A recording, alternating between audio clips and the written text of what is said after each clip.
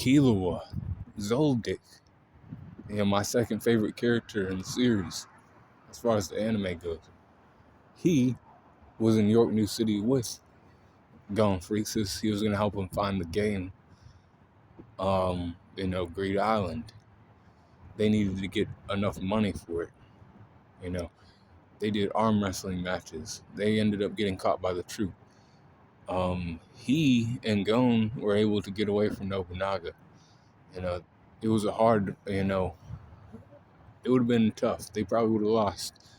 But Killua got away. And the way Killua was moving during that time, he's an assassin, right? So he can, silence his footsteps. So he couldn't find, Killua, but he could find Gon. But he was like, hopefully Gon is, smart enough to, get away and not look for, a fight, that he can't win. And then they got away and they found Killua, and they helped Killua a little bit, or tried to a little bit, getting the chains on, Crollo, Lucifer, and then they were looking for that game called Greed Island. That's why they were in Yorknew City, so they can get that game.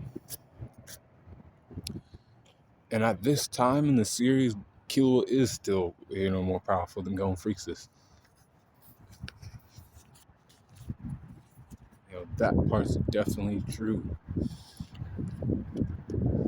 It wasn't until the next arc that, Gon actually, showed some, feats of being, more powerful than Killua.